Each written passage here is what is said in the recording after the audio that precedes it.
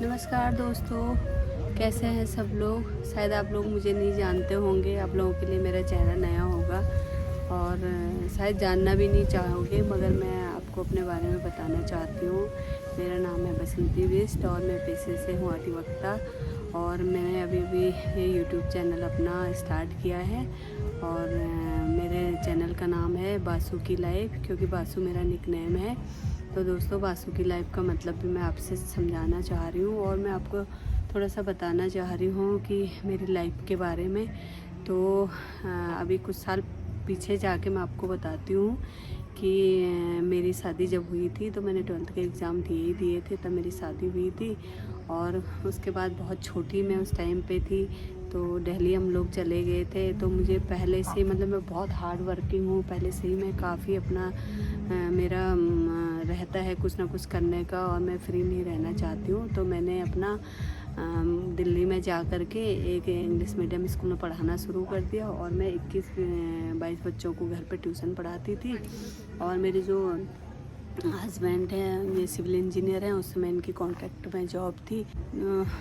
फिर उसके बाद जून में हमारी शादी हुई थी, तो मई में मेरी बेटी पैदा हो गई। तो जब बेटी मेरी उस टाइम पे पेट में थी, तो मैंने जब 6-7 मंथ की थी बेटी पेट में, तो मैंने तभी जॉब छोड़ दी थी, मगर मैंने ट्यूशन पढ़ाना नहीं छोड़ा और मैं ट्यूशन पढ़ाते रही। और जब मेरी बेबी हो गई और तब भी मैं पढ़ाती रही, क्योंकि मुझे काम करना अच्छा लगता है, मुझे खाली बैठना अच्छा नहीं लगता है। उसके बाद फिर हमारा ट्रांसफ़र हुआ पौड़ी, तब मेरे हस्बैंड की जो थी जॉब परमानेंट हो चुकी थी और वहाँ पे मेरी बेटी हुई 2nd नंबर की। फिर उस टाइम पे मेरा कुछ टाइम अपना मैंने सब कुछ छोड़ दिया था, ना कुछ किसी को पढ़ाती थी, ना कोई काम किया, कुछ भी नहीं किया, क्योंकि जिम्मेदारियाँ बढ़ चुकी थी। उसके बाद हमारा ट्रांसफ़र हुआ हरिद्वार में, तो मेरा बेटा हुआ था। उस टाइम पे मैं बहुत ज़्यादा प्रॉब्लम में रही थी, मैं आप लोगों को संक्षिप्त में बता रही हूँ। तो फिर बेटा जब हो गया, तो बेटा जब मेरा 1 साल का था, तो मैंने फिर वहाँ पे पेंटिंग स्टार्ट कर दी। मैं फिर स्टार्ट हो गई थी अपना पढ़ाई करना। वहाँ से भी मेरा ट्रांसफ़र हो गया था डिस्ट्रिक्ट चमोली में, गोपेश्वर में। जब वहाँ हुआ तो मैंने वहाँ पे फिर अपना ग्रेजुएशन स्टार्ट कर दी और मैं अपने बच्चों को ट्यूशन पढ़ाती थी। मेरे बच्चों ने 10th तक कभी भी है ट्यूशन नहीं लगाया है। 11th से इन लोगों ने ट्यूशन लगाया। मैं खुद से अपने बच्चों को पढ़ाती थी और खुद भी पढ़ती थी। इससे मैंने ग्रेजुएशन किया, फिर मैंने टूरिज़्म डिप्लोमा किया।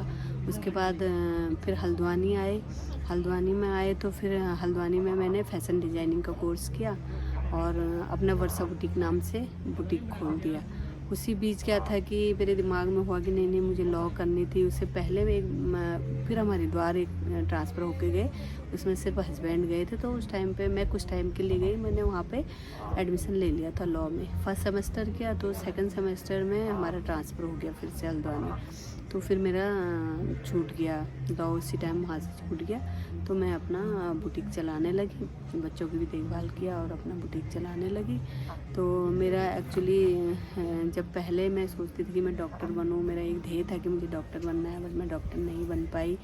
तो मेरी छोटी बेटी आज डॉक्टर बन गई है और मैंने सोचा था कि एक बच्चा मैं अपने ज़रूर डॉक्टर बनाऊंगी, तो आज मेरी बेटी डॉक्टर बन चुकी है। और मुझे था कि कुछ करना है, ये तो डॉक्टर बनना है या वकील बनना है। डॉक्टर बन नहीं पाई तो वकालत में भी कर सकती थी। तो फिर जाके मैंने हल्द्वानी में वकालत में एडमिशन लिया और उसके बाद अपना वकालत में प्रैक्टिस स्टार्ट कर दी। तो जब मैं प्रैक्टिस में गई तो हमारे बार में, हल्द्वानी बार में उस टाइम पे गोविंद सिंह बिष्ट जी थे हमारे सर, वो उसमें सचिव के पद पे थे। उनके अंडर में मैंने प्रैक्टिस करी, 4-5 साल मैंने आपके साथ प्रैक्टिस करी और फिर मैंने अपना इंडिपेंडेंट चैम्बर कर दिया। आज मेरे पास में भी 6-7 जूनियर हैं और अपना काम कर रही हूँ। मैं डिस्ट्रिक्ट नैनीताल में रहती हूँ। वैसे तो मेरा जो पैतृक है वो आपने सुना होगा, उत्तराखंड की स्थायी राजधानी गैरसैंण है और बट मेरा करीब 20 सालों से घर बन गया हल्द्वानी में। तो आज मैं नैनीताल की स्थायी निवासी हो गई हूँ। तो मैंने नैनीताल से अपना प्रैक्टिस में नैनीताल हाई कोर्ट, जजी court, district court, Kashipur, Ramnagar, Rudrapur, Haridwar, सब जगह अपना प्रैक्टिस करती हूँ, जाती हूँ, क्योंकि मुझे काम करना अच्छा लगता है। तो ऐसे ही मुझे सोशल मीडिया पर भी रहने का बहुत शौक़ है। इससे पहले जब मैं ब्लॉगिंग नहीं करती थी तो फिर मैंने अपना फेसबुक में मैं हमेशा लाइव रहती थी। तो मेरी बेटी ने बोला, मुझे छोटी बेटी ने, कि मम्मी जब आपको शौक़ है तो आप बनाइए यूट्यूब चैनल, आपको शौक़ है बनाइए। तो फिर मैंने सोचा कि क्यों ना मैं ब्लॉगिंग कर लूँ। वैसे तो मुझे टाइम मिलता नहीं है, मैं अधिवक्ता हूँ, मैं बिज़ी रहती हूँ, मगर मैं कोशिश करूँगी कि मैं आप लोगों के लिए अच्छे अच्छे वीडियो बनाऊँ और आप लोगों से संपर्क कर सकूँ। तो इसलिए मैंने अपनी ब्लॉगिंग स्टार्ट करी है और ये चैनल बनाया है, और उम्मीद करती हूँ कि आप लोग मुझे लाइक करेंगे, सब्सक्राइब करेंगे और मेरा मनोबल बढ़ाएंगे, तो मुझे अच्छा लगेगा, क्योंकि मेरा ये शौक़ है, मेरा पैशन है, और मैं एक सोशल वर्कर भी हूँ, और मुझे अच्छा लगता है सबकी हेल्प करना, और जितना मुझसे हो सकता है।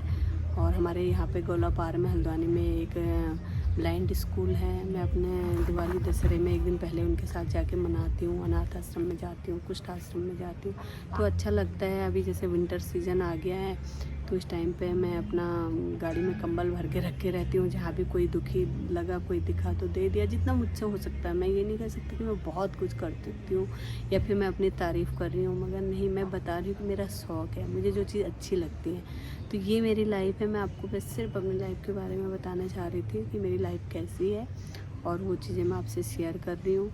और दोस्तों, अगर आपको लगता है कि भाई मैं कुछ कर रही हूँ या मेरी ब्लॉगिंग अच्छी है, मैं अच्छे से आपको वीडियो भेजूँ, जब भी मुझे टाइम मिलेगा मैं कोशिश करूँगी, तो आप प्लीज़ कमेंट करिएगा और सब्सक्राइब करिएगा। और मैं अधिवक्ता भी हूँ, तो किसी को अगर लीगल एडवाइस लेनी है तो भी आप मुझसे लीगल एडवाइस ले सकते हैं।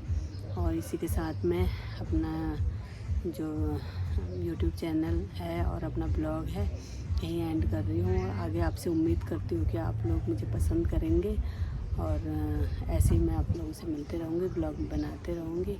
तो प्लीज़ आप मुझे सब्सक्राइब करिएगा। ओके, बाय, मिलते हैं नेक्स्ट ब्लॉग में।